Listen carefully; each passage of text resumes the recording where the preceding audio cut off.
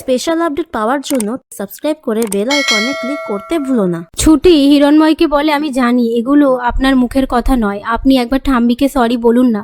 কিন্তু হিরণময় ছুটির কথা না শুনে সেখান থেকে চলে যাওয়ার পর স্বর্ণলতা নিজের ঘরে যাওয়ার সময় সিঁড়ি দিয়ে উঠতে গেলে মাথা ঘুরে পড়ে যেতে গেলে সবাই স্বর্ণলতার কাছে ছুটে যায়।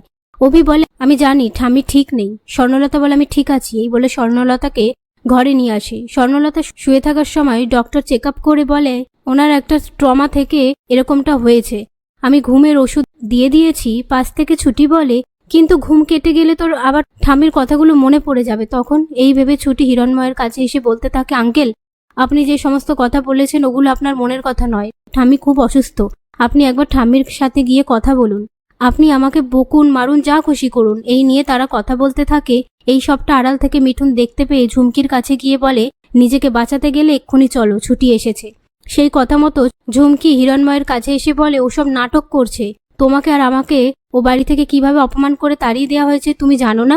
পাশ থেকে ছুটি বলে, সবসময় জিলেপির প্যাচ কষতে থাকিস না। হিরণময় বলে, তুমি কার সাথে কথা বলছো তুমি জানো? এক্ষুনি এই বাড়ি থেকে বেরিয়ে যাও। ওকে কে ঢুকতে দিয়েছে? মানালি এসে বলে, আমি দিয়েছি। হিরণময় মানালিকে বকতে থাকলে ছুটি বলে, ওনাকে বকবেন না, আমি জোর করে এসেছি।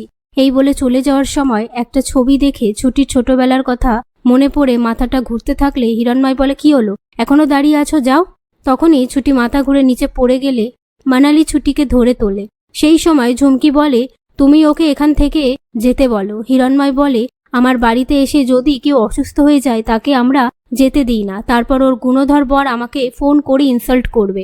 তারপর মানালি ছুটিকে জল মিষ্টি খেতে দেওয়ার পর ছুটি মানালিকে থ্যাংক ইউ কাকিমণি বললে মানালির ছুটির ওপর একটা মায়া হয়।